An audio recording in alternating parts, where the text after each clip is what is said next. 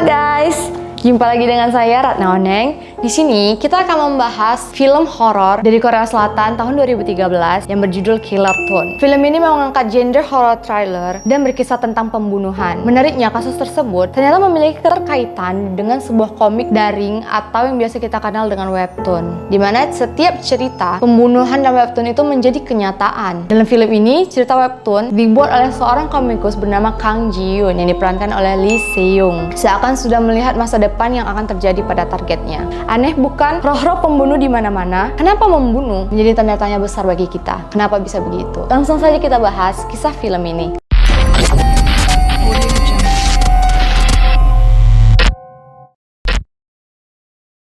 Film ini menceritakan tentang komikus webtoon yang bernama Kang Ji-yoon yang terkenal dengan kisah horornya. Dia selalu mendatangi karyanya dengan darah, dan Ji-yoon juga mengidap mental, di mana realita dan kenyataan susah dijelaskan atau susah dibedakan. Diawali dengan konflik pertama, di mana wanita bernama Miso, yaitu merupakan seorang publisher yang bekerja di perusahaan komik. Di suatu malam, Miso mengambil jam lembur pada malam hari. Disitulah hal-hal mengejutkan terjadi. Tiba-tiba komputernya membuka suatu folder komik yang dikirimkan oleh Kang Ji-yoon. Karena cukup penasaran, ia membaca komik tersebut. Ia sangat terkejut karena gambar yang ada di komik itu sama persis seperti dirinya, yang membuat ia tercengang. Cerita komik tersebut seperti cerita kehidupan masa lalunya. Naskah itu adalah naskah di mana segala memori yang dirahasiakan Miso, semua ini tak ada yang pernah Miso ceritakan pada orang lain. Di mana kisah itu adalah kisah ia melakukan kejahatan kepada ibunya. Kemudian kejadian aneh bermunculan, lampu ketap-ketip dan semua tirai-tirai jendela ketutup, terdengar suara-suara aneh. Dan wah, terdapat bayangan seseorang. Dia mulai panik dan mencoba kabur, tetapi gagal karena pintu terkunci. Semua yang ia alami sama persis dengan komik, yang mengambil pisau untuk membela diri dan kabur, tetapi tidak bisa. Besok paginya ia ditemukan mati tidak bernyawa. Beberapa polisi datang dan mengurus kasus Miso. Awalnya polisi tersebut menduga ini hanya kasus bunuh diri karena tidak ada orang lain di sekitarnya dan dia hanya sendiri di kantor tersebut. Tetapi ada yang mengganjal. Detektif Lee yang diperankan oleh Eun Ki-jun heran kenapa gambar webtoon tersebut sama persis dengan kematian dari Miso, termasuk posisi jasadnya. Inilah yang menjadi tanda tanya besar. Semua bukti mengarah ke Kang Ji-yoon karena korban Miso terakhir kali mengirim pesan suara kepadanya, dan adegan di webtoon miliknya sama persis dengan korban yang alami. Para polisi dan detektif langsung menyelidiki satu persatu kasus tersebut. Suatu malam, Ji-yoon mendapatkan mimpi berupa hantu anak kecil yang bernama Mi-jin. Hingga akhirnya Ji-yoon berkonsultasi kepada dokter. Dia takut gangguan sakit mentalnya. Beberapa hari kemudian muncullah kasus bersamaan dengan munculnya komik pembunuhan yang dibuat oleh Kang Ji-yoon. Saat ditelusuri oleh detektif, kejadian-kejadian bermunculan dan sama persis yang ada di webtoon buatan Ji-yoon.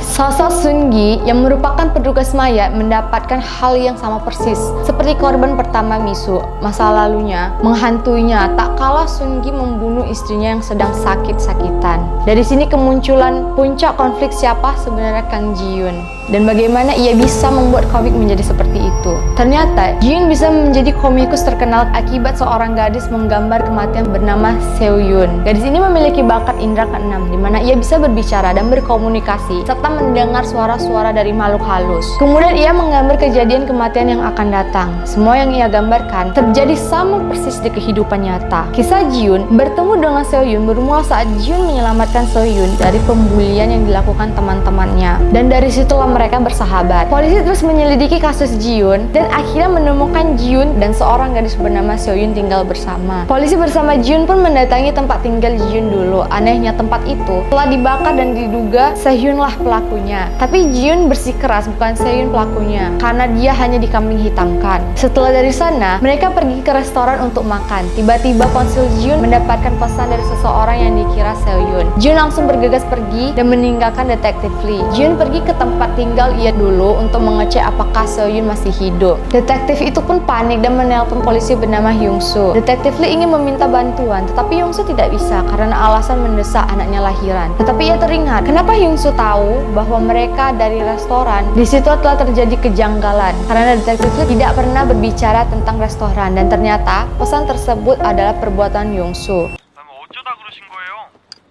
식당 앞에서 그러신 거예요? Dan ia juga menculik Ji-yoon dibawa ke tempat peternakan babi. Hyun-soo menculiknya karena ia ingin menanyakan So-yoon, tetapi Ji-yoon tidak tahu menahu tentang So-yoon karena So-yoon hilang saat kebakaran tersebut. Ia menginterogasi Ji-yoon bagaimana tahu masa lalu Hyun-soo yang pernah menabrak seorang gadis, tetapi Hyun-soo tidak menolongnya karena takut Kari dan hubungannya hancur. Saat ingin membunuh Ji-yoon, tiba-tiba terdengar suara anak kecil meminta tolong. Hyun-soo panik dan ketakutan. Beberapa menit kemudian, detektif Lee langsung datang dan menolong Ji-yoon. Terdengar Hyun-soo yang meminta tolong. Saat dilihat, Hyun-soo sudah menodongkan pistol ke kepalanya sendiri. Dikira detektif Lee, ia ingin bunuh diri, tetapi sebenarnya bukan Hyun-soo yang melakukannya, tetapi hantu gadis kecil yang bernama Mi-jin yang sedang memegang pistol serta mengarahkan kepada Hyun-soo. Dor! Bunyi tembakan terdengar. Keesokan harinya, atasan detektif Lee menginvestigasi kejadian tersebut. Detektif Lee kelihatan masih shock. Ia ingin berkata pada atasannya bahwa ini perbuatan hantu. Namun atasannya marah. Bagaimana hantu bisa membunuh? Atasannya menyuruh detektif Lee tutup mulut dan mengatakan kejadian ini adalah bunuh diri agar Lee tidak dituduh menjadi seorang pembunuh. Besoknya Lee melihat sebuah foto di mana ada seorang gadis kecil dan tertulis namanya Mi-jin. Lee tersadar dan shock. Nama gadis itu seperti yang disebutkan Hyun-soo. Ia mencoba mencari tahu kasus tersebut dan terkejut mengapa gambar di komik sama persis dengan kematian seseorang. Di hari itu, saat Ji-yoon ingin membersihkan dokumen, masuklah sebuah email yang dimana gambar itu menceritakan kisah lalunya saat ia bertemu dengan So-yoon. Jadi Ji-yoon flashback ke masa lalunya ini, yang dimana So-yoon dikunci di ruangan gelap oleh bapaknya. Dari situlah terbukalah indera keenam So-yoon, kemampuan berkomunikasi dengan makhluk halus. Saat tinggal bersama Ji-yoon, ternyata So-yoon adalah alat untuk dimanfaatkan kemampuannya untuk membuat komik. Tiba-tiba detektif Lee datang untuk mencari Ji-yoon,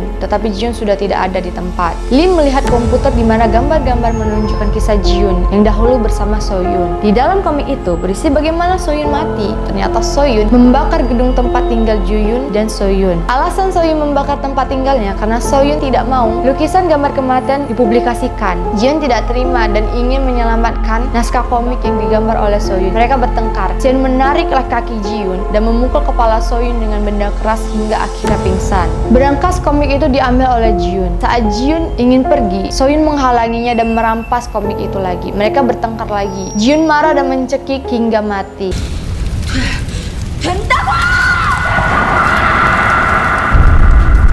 Detektif Lee datang ke gedung tersebut karena ia meyakini Ji-yoon telah mengingat semuanya. Ji-yoon sudah mengingat semuanya dan tak sengaja menginjak cincin yang dimana cincin itu memberikan kemampuan seperti So-yoon yang dapat mendengar dan berkomunikasi oleh makhluk astral atau makhluk halus. Dan ternyata selama ini dialah yang mengirim email komik komputer yang ada di rumahnya. Lee tiba di gedung itu dan bertengkar hebat dengan Ji-yoon. Mereka berdua ingin bunuh satu sama lain. Lee bilang kepada Ji-yoon bahwa Ji-yoon sangat haus akan keserakahan, tetapi dibalas oleh Ji-yoon bahwa Lee juga begitu. Ji-yoon menunjukkan gambar di dinding. Gambar itu adalah gambar yang baru dibuat Ji-yoon, di mana itu adalah kejadian sebenarnya Hyun-soo meninggal. Selama ini Lee menutupi kebenarannya bahwa Hyun-soo mati karenanya. Saat Lee ingin membunuh Ji-yoon, tiba-tiba arwah Hyun-soo datang dan memegang pistol diarahkan ke kepala Lee.